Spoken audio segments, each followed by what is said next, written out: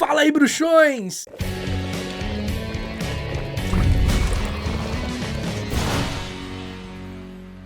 Tá no ar mais um episódio do Papo Furado. O que é o Papo Furado? Você sabe o que é o Papo Furado? É aquele quadro que você manda sua dúvida sobre Harry Potter, Animais Fantásticos, o Mundo Bruxo e eu tento responder humildemente aqui neste canal. Lembrando que as perguntas são coletadas através do meu Instagram, Caco Cardassi, na caixinha de pergunta específica para o Papo Furado. Não adianta comentar minha foto, não adianta mandar direct, não adianta, tem que perguntar na caixinha específica do Papo Furado, beleza? Eu aviso quando eu vou abrir a caixinha sempre em vídeo aqui, então fiquem tranquilos e fiquem de olho também para saber quando que a próxima vai abrir, beleza? Toda vez que eu abro a caixinha, ela fica 24 horas lá coletando pergunta, então dá tempo de você tranquilamente fazer sua pergunta se você ficar de olho e acompanhar o Caldeirão Furado, né? Afinal, é uma troca, eu faço todo o trabalho aqui e vocês assistem, então não dá também para você, sei lá, assistir o vídeo 5 dias depois que saiu e querer fazer sua pergunta e que ela seja respondida, né? Tem como, tem que ser ali quando sai pelo menos nas primeiras 24 horas do vídeo, que aí eu consigo ver sua pergunta e eu consigo coletá-la. Mas sem mais enrolações, vamos para a primeira pergunta do dia, que é do Gabi_Santana6, ou da Gabi. Olá, Caco. Olá. Como Grindelwald se alimentava enquanto estava preso em Nurmengard? Essa pergunta é muito show, porque a gente não sabe, o Grindelwald era o único prisioneiro de Nurmengard, a prisão que ele próprio criou para trancafiar seus opositores durante a sua ascensão. E aí, se ele era o único prisioneiro, como que ele se alimentava? É uma pergunta muito válida. O que eu acho que aconteceu? Foi o Dumbledore que prendeu o Grindelwald ali, certo? A gente sabe que comida não é conjurada do nada, segundo as leis de Gimp, né? Não dá pra conjurar comida do nada. Você pode convocar a comida se você souber onde ela está. Então, se você pode convocar a comida, se souber onde ela está, você também pode enviar uma comida pra onde você quer enviar. Então, eu acho que, sendo o Dumbledore, que ele, além de ser uma pessoa justa, ele era uma pessoa que ele não matou o Grindelwald, ele não quis matar o Grindelwald e ele não queria deixar o Grindelwald morrer ali, então ele queria que o Grindelwald ficasse preso, pagasse pelos seus crimes e se arrependesse. Então, talvez ele tenha direcionado de alguma forma a comida todos os dias para a cela do Grindelwald. Eu não sei, é uma viagem minha, mas eu acho que é uma possibilidade, eu acho que é uma coisa que pode ter rolado. Ou alguém mandava essa comida pra ele, entendeu? Alguém mandava porque ele tinha que se alimentar, ele tinha que comer, de algum jeito ele tinha que comer. Então as minhas opções é essa, que alguém enviava a comida magicamente pra ele nos horários assim, porque é possível fazer isso. A próxima pergunta é do Leonardo de Farias. Por que o Dumbledore não enfrentou o Voldemort na Primeira Guerra Bruxa? Aí que tá, ele tentou enfrentar, né? Mas é que o Voldemort durante a Primeira Guerra Bruxa, o período de ascensão dele, o Dumbledore foi alertando o ministério e tal, e ele ficava mais na dele ali, entendeu? E aí quando ele viu que as coisas não estavam indo bem, o que ele fez? Ele começou a reunir os membros da Ordem da Fênix, ele criou a Ordem da Fênix pra lutar contra as forças do Voldemort. Então, o Voldemort não era assim, tipo, pô, vou lá lutar com o Voldemort, e achava o Voldemort e acabou. Não era assim. O Voldemort tava no auge ali, entendeu? Tava no auge. E aí, assim, eram duras baixas, o ministério tava sofrendo duras baixas, a Ordem da Fênix sofrendo duras baixas, espiões, pessoas envolvidas com Voldemort que estavam dentro da Ordem. A coisa tava, assim, difícil. Não é só porque é o Dumbledore que ele era poderoso que ele era, tipo, um deus, entendeu? As pessoas acabam tendo essa visão dele, porque ele é um bruxo muito poderoso, de que ele era, tipo, nossa, um deus, que ele resolveria tudo fácil do jeito que ele quisesse. Não era assim. E aí, quando ele ouviu sobre a profecia, né, a profecia foi feita, ele falou, tá aí, é um jeito que eu tenho de derrotar o Voldemort. Que, querendo ou não, o Harry foi ali uma peça de toda essa história. Ele derrotou sim o Voldemort e tudo, mas foi grande parte pelas ações do Dumbledore. Então por isso que ele não enfrentou na Primeira Guerra Bruxa. Ele tentou, mas não conseguiu obter êxito. A próxima pergunta é do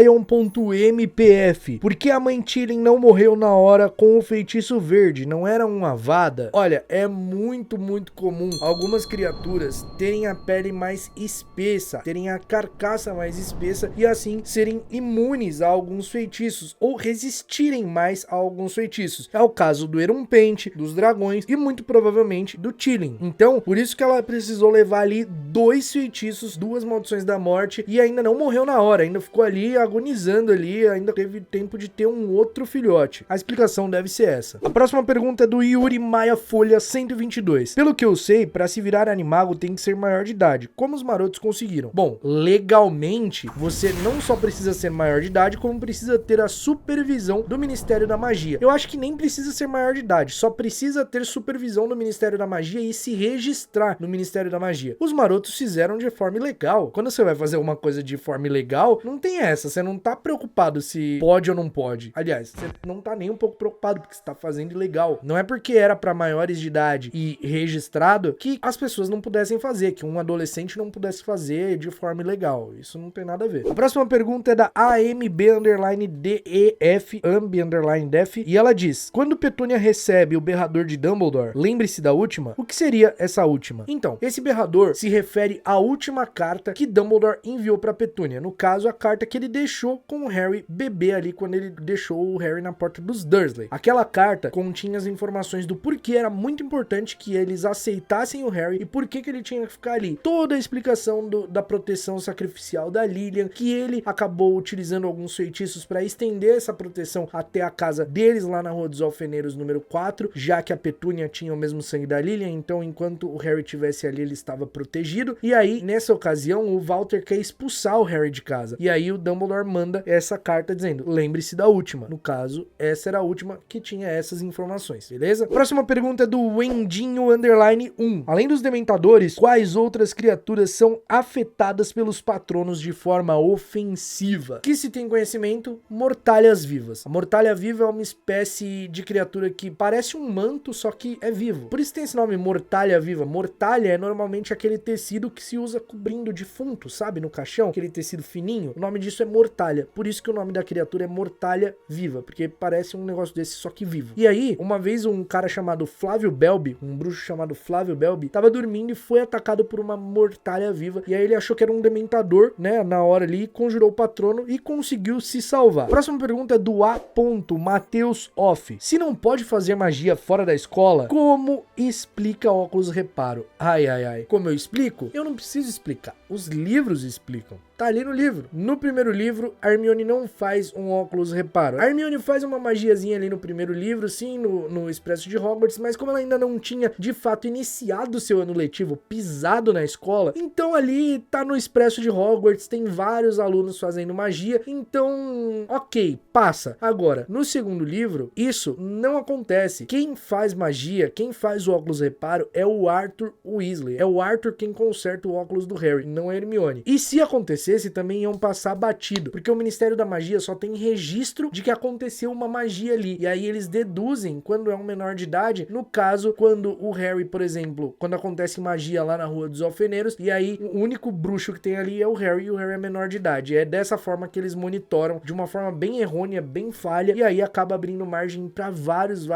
erros. Se a Hermione usasse magia ali no beco diagonal, ela não ia ser identificada, não. A próxima pergunta é do Mr. Duck 4. Sirius Black morreu por ter caído no véu ou pelo feitiço da Bellatrix. Você falou que era um jato vermelho. Eu não falei nada, quem falou foi o livro, eu só repasso a informação. Realmente, o Sirius morreu porque ele caiu no véu. Um jato vermelho da Bellatrix atingiu ele no peito e ele foi pra trás, e indo pra trás ele passou do véu e assim morreu. Mas não foi o feitiço que matou ele, foi ele ter caído no véu. O feitiço deu um empurrãozinho ali. A próxima pergunta é da Vic Thomas, ou Vic Tomás. Caco, como se faz pra se tornar um inominável? Olha que legal essa pergunta. Os inomináveis são os funcionários do Departamento de Mistérios. Eles recebem esse nome, inomináveis. Acredito eu que os inomináveis, eles são uma espécie de cientista do mundo bruxo. Eles trabalham ali nesse ramo de mistérios do Departamento de Mistérios, justamente estudando a vida, a morte, o tempo, o amor. Então eles são cientistas. Eu acho que você precisa ser um pesquisador muito forte do ramo e acabar, sei lá, se candidatando a trabalhar ali ou sendo indicado para trabalhar ali. Não existe uma explicação de como os bruxos se tornam inomináveis. A próxima pergunta é da Evelyn VP2. Se Azkaban era tão seguro, por que conseguiram explodir tão fácil as paredes libertando os comensais? Ora.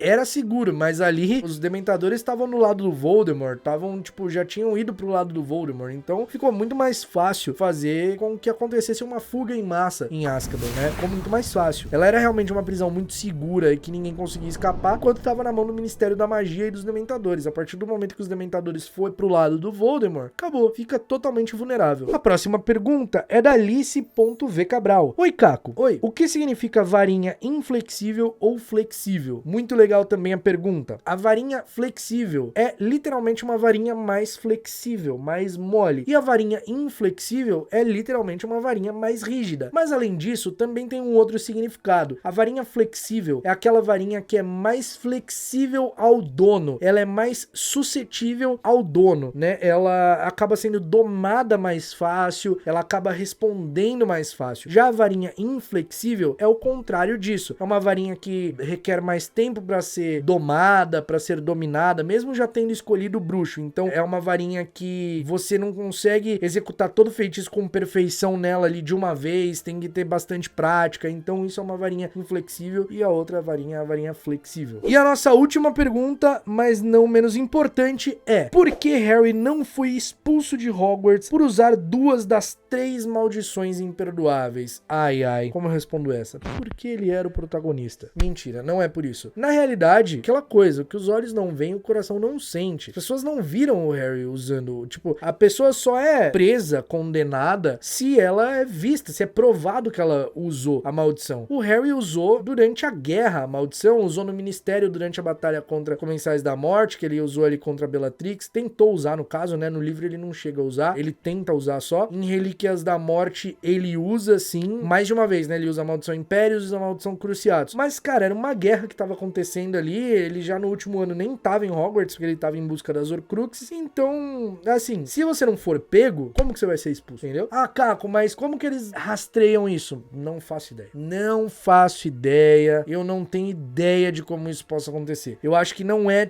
assim, não é rastreável, não é rastreável. O que acontece é uma investigação, tipo, putz, tal bruxo sofreu a maldição Cruciatus e aí ele presta um depoimento, se ele tiver em sã consciência, de que foi tal bruxo que usou contra ele. Aí tem uma investigação e tal, e dessa forma que acontece. Eu acho que é por esse caminho que funciona. Mas então é isso, meus bruxos, eu espero que vocês tenham gostado desse episódio. Olha, nos outros episódios ficaram reclamando que o áudio tava baixo. Não era o áudio que tava baixo, o áudio tava no volume normal. Eu que estava falando mais baixo, porque agora eu moro em prédio, então eu tenho que falar mais baixo, principalmente porque eu só consigo gravar os vídeos depois das 5 da tarde, porque tem obra quase que todo dia aqui, então barulho de obra até as 5 da tarde fica esse barulho, depois para. E aí eu acabo gravando uma leva de vídeos durante o dia inteiro enquanto eu posso. Aí os vídeos que passa das 10 da noite, eu acabo falando mais baixo, mas é só a minha voz que tava mais baixo, o áudio tava comum, tava normal. Nesse daqui eu dei uma aumentada aqui no ganho do microfone, na captação do microfone, tô até falando um pouco mais alto, correndo o risco de tomar multa aqui. Então, vocês veem, esse tá legal o áudio, beleza? A gente se vê num próximo episódio do Papo Furado e até lá, mal feito feito.